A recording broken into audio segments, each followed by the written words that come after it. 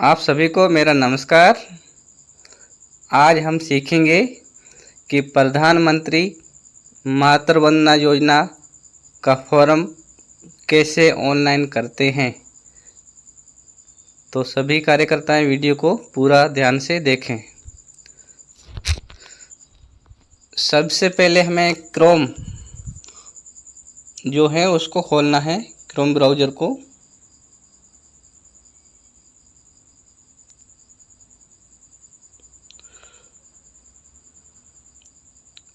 Chrome browser को खोलने के बाद आपको यहाँ पे सर्च बॉक्स में लिखना है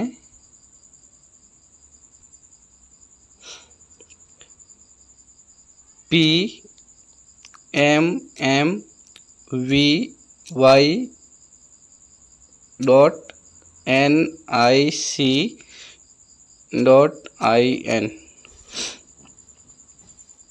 ये लिखें और उसके बाद सर्च पे ओके करें। जैसे ही आप सर्च पे ओके करोगे तो आपके सामने इस तरीके का ये पोर्टल खुलकर आएगा, महिला एवं बाल विकास मंत्रालय। तो आपको लॉगिन पे ओके करना है। यहाँ पे जैसे ही आप लॉगिन पे ओके करेंगे तो आपको लिखा हुआ आएगा कि यहाँ यूजर आईडी भरें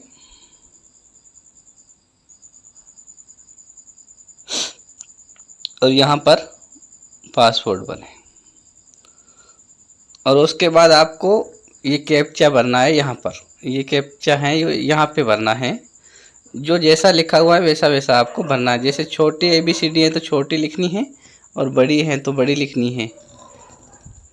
फिर लॉगिन पे ओके करना है। चलिए मैं आपको बता देता हूँ। यूजर आईडी आपको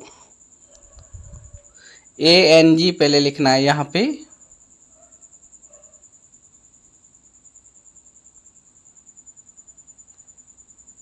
बड़ी ABCD में लगातार ANG लिखें। उसके बाद आपके 0 को हटाकर 10 अंकों के आंगनवाड़ी कोड को लिखना है। आगे वाला जो 0 है उसको हटा देना है। 811 से शुरू होगा, वो से लेके 10 अंकों का आपका आंगनवाड़ी कोड यहाँ पे भरना है। और जो पासवर्ड है वो आपको हम पर्सनल या ग्रुप पर भेज देंगे। अगर किसी के पास पासवर्ड नहीं है तो आप सुपरवाइजर से या CDP ऑफिस से संपर्क करके आईडी और पासवर्ड ले सकते हैं। तो यहाँ पर आपको आईडी भरनी है, यहाँ पर पासवर्ड भरना है और ये कैप्चा कोड जैसा लिखा हुआ है वैसे के वैसे यहाँ पे लिखकर लॉगिन करना है। चलिए हम एक आईडी को खोलते हैं।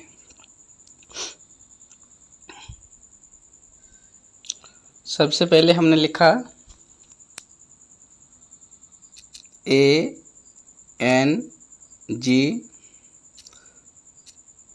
उसके बाद हमें आंगनवाड़ी के कोड नंबर लिखने हैं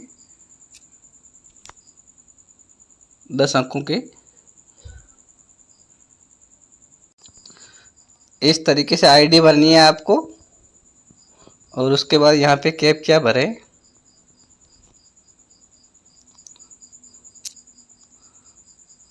जैसे D छोटा है तो छोटा मैंने लिखा, फिर A, उसके बाद 9, उसके बाद C 6 0 और आपको लॉगिन पे ओके करना है।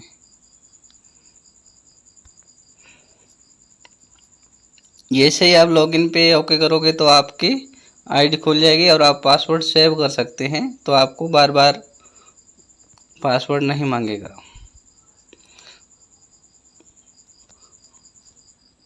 जैसे ही आप लॉगिन करेंगे तो आपके सामने इस तरीके से आईडी खुल जाएगी और यहाँ पर आप अपनी भाषा को चेंज कर सकते हैं। या लैंग्वेज भी ओके करेंगे और हिंदी करें।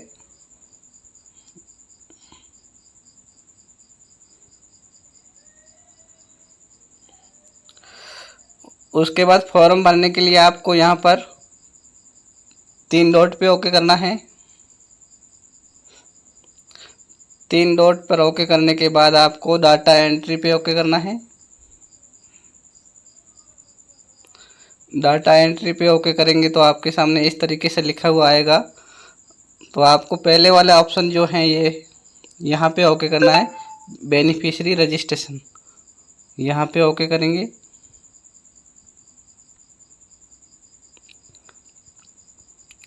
यहाँ पे ओके करेंगे तो आपके सामने इस तरीके से ये फॉर्म खुल के आएगा और इतना ही फॉर्म आपको भरना है।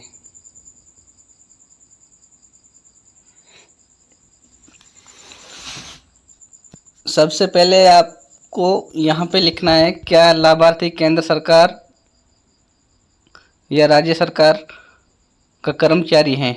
अगर कर्मचारी हैं तो आप उनका, लाभार्थी खुद अगर कर्मचारी हैं तो आपको फॉर्म नहीं भरना है। और लाभार्थी जैसे महिला अगर खुद कर्मचारी तो उसका नहीं भरना है। अगर किसी का पति कर्मचारी हैं और महिला का फॉर्म भर सकते हैं आप। तो यहाँ पे आप हाँ करोगे तो फॉर्म भर नहीं पाओगे, आपको यहाँ पहले ऑप्शन में नहीं करना है। अगर नौकरी में है तो हाँ कर देना। और उसके बाद आपको आवेदन के लिए, अगर प्रथम बच्चे के लिए भर रहे हैं तो आपको यहाँ पे पहला बच्चा पे टिक करना है। और दूसरी अगर बालिका है तो आप फॉर्म भर सकते हैं। पहला लड़का हो या लड़की हो आप भर सकते हो, और दूसरी अगर लड़की है तो ये आपको इस योजना के लिए फॉर्म भर सकते हैं। तो पहले बच्चे के लिए फॉर्म अगर आप भर रहे हो तो आपको यहाँ पे पहला बच्चा पे टिक करना है। अगर दूसरे पे भर रहे हो तो यहाँ पे दूसरे पे टिक करना है। उसके बाद पूछा जाएगा जीवित बच्चों की संख्या। अगर आप पहले बच्चे के लिए फॉर्म भर रहे हो तो यहाँ पे क्लिक करेंगे तो लिखा आएगा। अगर पहले बच्चे के लिए फॉर्म भर रहे हो तो आपको 0 लिखना है। अगर दूसरे बच्चे के लिए भर रहे हो तो आपको 1 लिखना है। इस बात का ध्यान रखें। अगर पहली डिलीवरी है या तो आप यहाँ पे 0 लिखें, और अगर आप दूसरे बच्चे के लिए भर रहे हैं तो आप यहाँ पे 1 लिख सकते हैं। उसके बाद क्या लाभार्थी के पास आधार कार्ड है, तो ये आपको यहाँ पे आधार कार्ड पे हाँ करना है। और यहाँ पर जो आधार में नाम लिखा हुआ है वही नाम आपको यहाँ पे लिखना है। महिला का नाम है वो आधार में ही लिखना है। और यहाँ पर जो आधार संख्या है वो आपको लिखनी है। यहाँ पर आधार संख्या लिखें, और यहाँ पर जो आधार में जन्म तिथि लिखी हुई है वो सेम यहाँ पे लिखें। उसके बाद पूछा जाएगा कैटेगरी, तो कौन सी कास्ट से हैं। अगर एससी से है तो आपको एससी सेलेक्ट करना है, एसटी से है तो एसटी करना है, और एससी एसटी नहीं है तो आप अन्य पे ओके करें।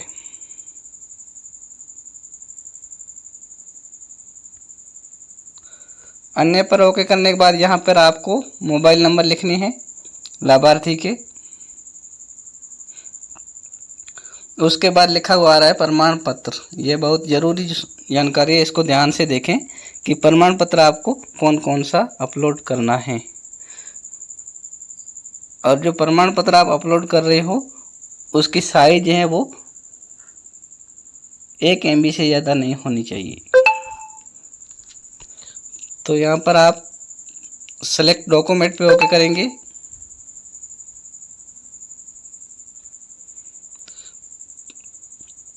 तो आप 9 तरीके के डॉक्यूमेंट्स में से कोई एक डॉक्यूमेंट आपको अपलोड करना है।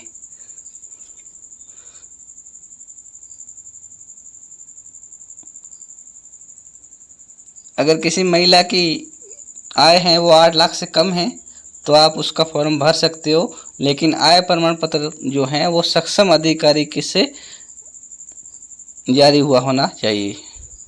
उसके अलावा दूसरा डॉक्यूमेंट जो है वो है जॉब कार्ड। अगर महिला का या महिला के पति के नाम से अगर जॉब कार्ड बना हुआ है और महिला का नाम साथ में है तो आप जॉब कार्ड की कॉपी यहाँ पर अपलोड कर सकते हैं। जो तीसरा है वो है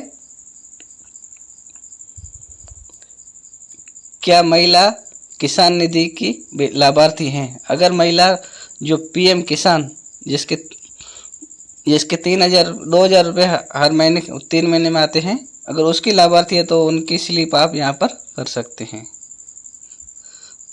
चौथा जो डॉक्यूमेंट है वो है ई श्रम। आप ई श्रम को भी यहाँ पर अपलोड कर सकते हैं।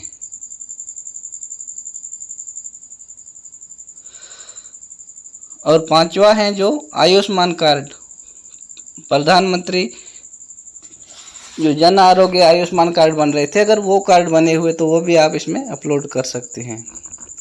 अगर महिला बीपीएल है तो बीपीएल का राशन कार्ड आप अपलोड कर सकते हैं। 7 नंबर, अगर महिला लाभार्थी 40% से ज़्यादा दिव्यांग हैं तो आप यहाँ पर दिव्यांग सर्टिफिकेट लगा सकते हैं।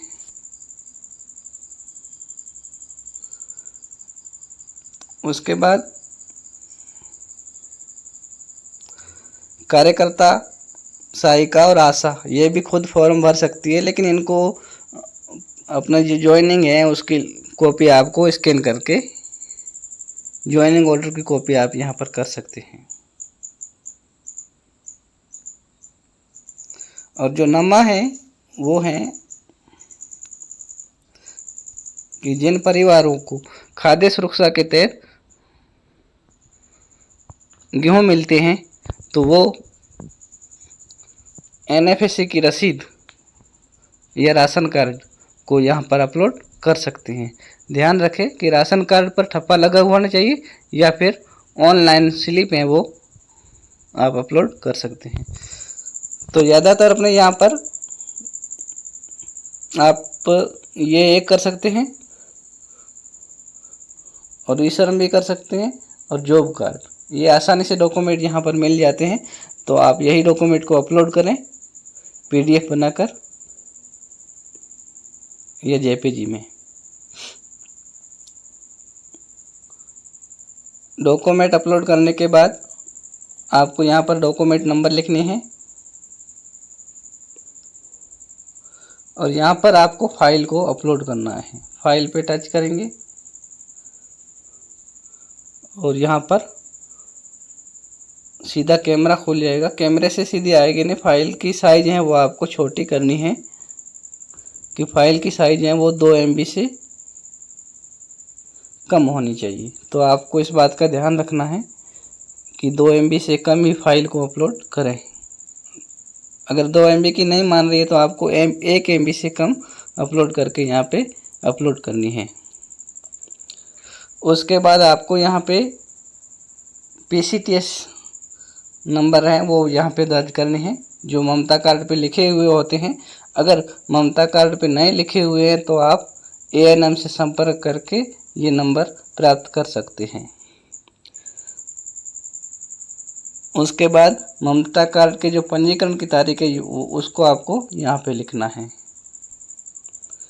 और LMP डेट उसको आपको यहाँ पे लिखना है। प्रसव पूर्व जांच ANC की तारीख आपको इधर लिखनी है। ये आपको ममता कार्ड को देखकर ही लिखना है, जो ममता कार्ड पे लिखी हुई है वही डेटें आपको डालनी है। PCTS नंबर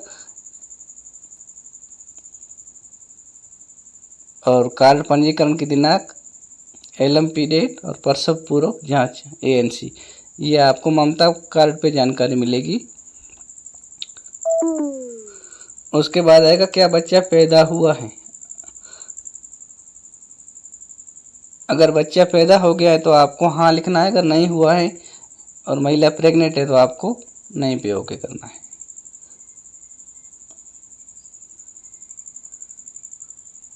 और अगर आप हाँ पे क्लिक करते हो तो फिर आपको बच्चे की जन्म तिथि यहाँ पे भरनी है कि किस तारीख को बच्चा पैदा हुआ है। और उसके बाद आपको यहाँ पर वर्तमान पता है जो आधार में लिखा हुआ वो आपको यहाँ पे लिखना है। और ये स्टेट राजस्थान है, ये ऑटोमेटिक सेलेक्ट रहेगा। ज़िला आपका ऑटोमेटिक सेलेक्ट रहेगा और ब्लॉक आपका ऑटोमेटिक सेलेक्ट रहेगा। जो विलेज हैं वो आपको यहाँ विलेज हैं वो विलेज पे यहाँ पे ओके करेंगे। और जो भी गांव हैं वो आपको यहाँ से सेलेक्ट करके ओके करना है। और यहाँ पर आपको पिन कोड भरने हैं जो आधार कार्ड में लिखे हुए होंगे 4 अंकों के, वो यहाँ पे भरनी है और उसके बाद फॉर्म को सबमिट कर देना है। इस तरीके से आप प्रधानमंत्री मातृवंदना के फॉर्म को भर सकते हैं। और फॉर्म के लिए जो डॉक्यूमेंट्स हैं वो हैं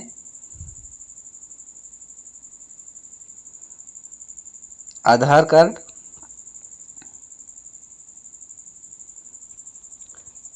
बैंक डायरी, ममता कार्ड, ये डॉक्यूमेंट चाहिए। और इसमें खाता नंबर नहीं मांग रहा है, जो जन आधार से या आधार से लिंक जो खाता होगा उसमें पेमेंट जमा होगा। तो आपको खाता नंबर फीड करने का यहाँ नहीं बताया गया है। जो जन आधार या आधार में आपके खाते लिंक है उसी में पैसे जाएंगे।